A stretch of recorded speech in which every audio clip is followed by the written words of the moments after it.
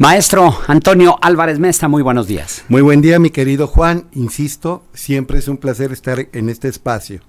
Fíjate, mi querido Juan, que me acordé, porque recientemente vi a exalumnos de cierto colegio, a los que estimo mucho, de que allá por 1984,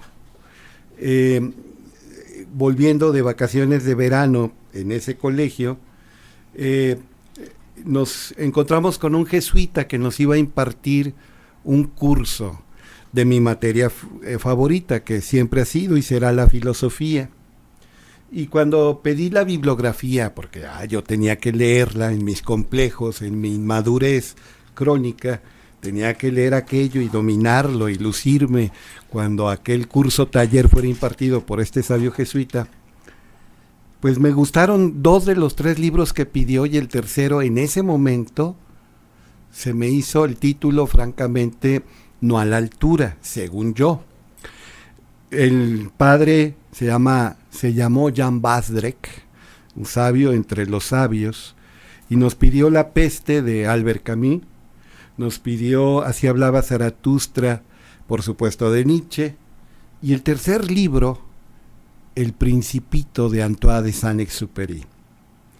No me gustó y se lo comenté a algunos compañeros. Uno de ellos, me reservo su nombre, aunque la gente lo conoce bien y lo estima más, hasta pegó un salto del disgusto y decía que había que levantar firmas, que cómo era posible que pidieran un libro para quinceañeras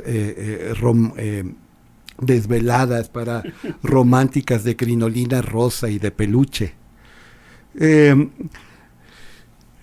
Llega el primer día de la clase y esperaba que abordara La peste o Así hablaba Zaratustra, y nos dice: la semana de este curso, el curso taller, va a estar conformada de 20 horas y vamos a dedicar 4 Así hablaba Zaratustra, 4 a La peste y el resto a El Principito. Peor todavía. Y empezó a hablar aquel padre que tenía anteojos de botella, aquel sacerdote de la Compañía de Jesús, y no pasó un minuto antes de que mi displicencia, mi disgusto, mi renuencia se acabaran por completo. Según yo, había leído y me di cuenta de lo mal lector que era al ver los tesoros que hallaba este respetabilísimo sacerdote de la Compañía de Jesús en la obra de Antoine de Saint-Exupéry, el Principito. Lo mismo pasó con mis compañeros, la facultad de aquella preparatoria jesuita, y todos quedamos asombrados. Mi amigo, el líder intelectual, el hombre más carismático, el de más enjundia, seguía diciendo que había que levantar firmas, pero para pedir que se repitiera el curso con ese sacerdote y con el mismo tema de Antoine de Saint-Exupéry. Por supuesto, de Albert Camus y La peste, y de Así hablaba Zaratustra, y otras obras de Nietzsche, pues también hizo disertaciones magníficas, realmente maravillosas. Era un sabio, y digo que era un sabio porque desafortunadamente murió arrollado, murió atropellado poco después de que nos dio aquel curso. Fue el único curso que nos dio. Yo lo veía mucho en televisión porque era constante invitado a algunos programas culturales, alguno con Ricardo Garibay, por ejemplo. Ahí estaba este sacerdote que trabajaba en la Ibero de la Ciudad de México, pero que había viajado por el mundo, y no solo físicamente, sino espiritualmente, mentalmente, merced a millares de lecturas, y lecturas de la máxima calidad. El tema, más que hablar del Principito, mi querido Juan, es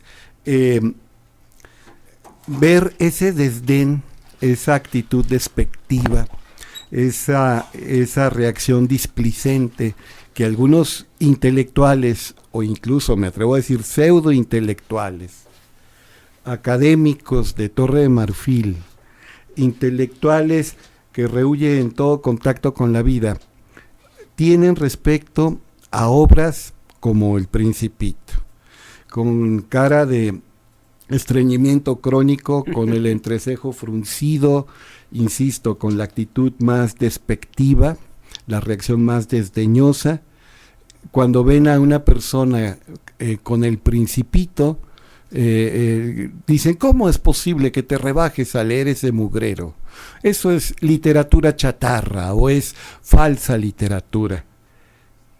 Y por el encontronazo magnífico que tuve con aquel sabio de feliz memoria, Jan Basdrek, yo estoy seguro que El Principito es una síntesis formidable, un compendio magistral de filosofía, de la filosofía más plena, más rica, más vital. Ciertamente, aproximaciones superficiales, contactos epidérmicos, lecturas a la ligera, no abonan al prestigio de este maravilloso libro. Pero es un libro que conviene acercarse una y otra vez. Acuérdate lo que decía Borges, que aquí he dicho hasta la saciedad. Mayor que el placer de la lectura es el placer de la relectura. Y por ejemplo ahí viene la importancia de lo que es domesticar, o viene la importancia de los ritos, o viene el secreto magnífico que El Principito aprendió de un animalito que encontró después de recorrer varios mundos y llegar a la tierra. Solo con el corazón se puede ver bien, pues lo esencial es invisible para los ojos. Y domesticar como esto de crear vínculos, que en realidad es la etimología de la palabra religión, volver a ligar. Eso significa religión. Si restablecemos los vínculos, si recuperamos los nexos, si componemos los lazos, nos mantenemos con vida. También aquí ya he dicho muchas veces que si desprendemos la rama más frondosa, de más tupido follaje de un magnífico árbol, al poco tiempo la rama se marchita, se acaba, se deshace. Si con grúas fuéramos capaces, ojalá no lo hiciéramos nunca, de desprender un árbol de la tierra, un enorme árbol de la tierra, por gigantesco que sea, por frondoso que sea, obviamente va a languidecer aquel árbol. Perdemos el contacto y nos perdemos a nosotros mismos. Yo le platico a mis alumnos, el Colegio Cervantes, que a mí Anteo, el hijo de Gea, en su enfrentamiento con Hércules o Heracles, me da una lección formidable. Hércules, el hijo de Zeus, semidios, héroe magnífico, siendo poderoso, siendo fortísimo, tiene que enfrentar a Anteo. Y para su perplejidad, su sorpresa, su azoro, Anteo es más fuerte que él, tiene más poder. Cada vez que Hércules le da un golpe, Anteo ni siquiera se inmuta. Afortunadamente, el Hércules original de la mitología clásica no es solamente un forzudo tonto, un hombre puro músculo y poco cerebro. Como lo pretendió pintar Walt Disney, ¿verdad? Que siempre ha echado a perder las grandes obras. Sí, se abarata, se da una versión pobre, por no decir paupérrima, y no solamente traiciona la leyenda de Hércules, sino otras leyendas y mitos magníficos. Oye, el jorobado de Nuestra Señora. No se diga. Pero, Blancanieves, Pinocho, todo Pinocchio de Carlo Collodi, dice Alberto Merani, un estudioso argentino, fue maltratado, traicionado, tergiversado por la versión de Disney, que se entiende por la época y por el afán lucrativo y por la manera americana de ver la vida. Y sobre todo la intención de manipular las conciencias a favor del capitalismo norteamericano, en un momento en que está la Guerra Fría y hay una polarización de ideologías. Me sonaste a los autores de Para leer el Pato Donald, Dorman y Matorland. Sí, ¿Te por acuerdas de supuesto. aquel libro formidable? Claro, por supuesto. Bueno, pero volviendo a Anteo, Hércules, a punto de morir, ya agotadísimo, golpeado, maltratado, dice, Anteo tiene fuerza por su contacto con la tierra. Ya me acordé, Anteo es hijo de Gea. Si lo separo de la tierra, quizá pueda salvar mi vida. Y el último esfuerzo de Hércules fue para cargar a Anteo, lo logró, y apenas lo separó de la tierra, perdió todo su poder, y Hércules en el aire le rompe el cuello. Moraleja, perdemos el contacto con el suelo y perdemos nuestra vida. Humus, humildad, humano, humillación. El mismo lexema aparece en estos tres últimos vocablos. ¿Cuántos no se marean con la gloria, con la fama, con el poder, con la riqueza, con el renombre? Hay quien se sube a un ladrillo, mi querido Juan, y se marea. Como diría un ilustre filósofo mexicano, no es Antonio Caso, ni es Alfonso Reyes, se llama Cornelio Reina. Me caí de la nube en que andaba como a 20,000 metros de altura. Eso le pasa a cualquiera que se cree de repente superior a los demás. Y vuelvo con el autor del Principito, Antoine de Saint-Exupéry. Solo se puede ver bien con el corazón porque lo esencial es invisible para los ojos. Parece que la fama, el poder, la riqueza, el prestigio, la neurosis de la sociedad contemporánea nos pone anteojeras y nos impide ver la realidad. Y muy, muy, muy sabias tus palabras, como todas las que expones, Toño, y definitivamente, mira, a propósito del tema del Principito, yo le regalé a mi nieta de 10 años, le regalé precisamente El Principito, y le dije, ¿qué te pareció? Y me encantó, que me dijo, es el mejor libro que he leído. Y a sus 10 años de edad ha leído muchísimo. Ella aprendió a leer a los 5 años y empezó a leer libros a los 6. A los 10 años ya tiene una buena cantidad de libros leídos. Pero pues mira, sus padres, el abuelo, y no te ofendas, sobre todo, principalmente la bisabuela. La bisabuela, por supuesto. No me ofendo, al contrario, te lo agradezco, sí. Y qué bueno que lo dices. Que tuviste madre. Sí, mucha madre, sí. Y en ese sentido me encantó que me dijera, es el mejor libro que he leído en mi vida. Digo, para una niña de 10 años en mi vida, dices tú, no, pues sí has vivido mucho, ¿no? Y sí, vaya que he vivido, pero sobre todo porque le dije, a ver, ¿y qué encontraste? Y me empieza a dar una cátedra, Toño, una cátedra de filosofía y cómo muchas veces los adultos menosprecian a los niños cuando tienen una capacidad de deducción mucho más grande que muchos adultos, ¿sí? Y me enseñó cosas que yo no había leído en El Principito en su momento. Por supuesto que la frase que más se le quedó a ella y que más se me quedó a mí es la que dijiste en 2 ocasiones, ¿sí? Y que para mí ha sido impactante y que a mi nieta le encantó y me la dijo de memoria y dice, es que,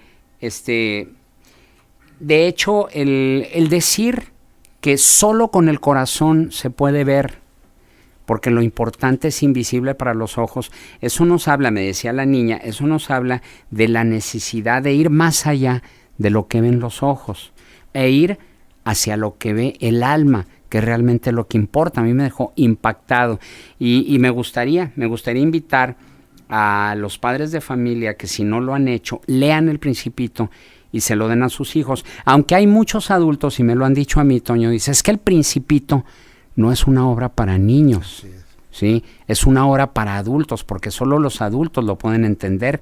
Bueno, es que si te vas a encontrar con un niño que no ve con los ojos, sino con el corazón, lo va a ver mucho mejor que muchos adultos. Por supuesto, y vuelvo con Platón, el Tao Te Ching, primera condición para la sabiduría es recuperar la frescura de un niño.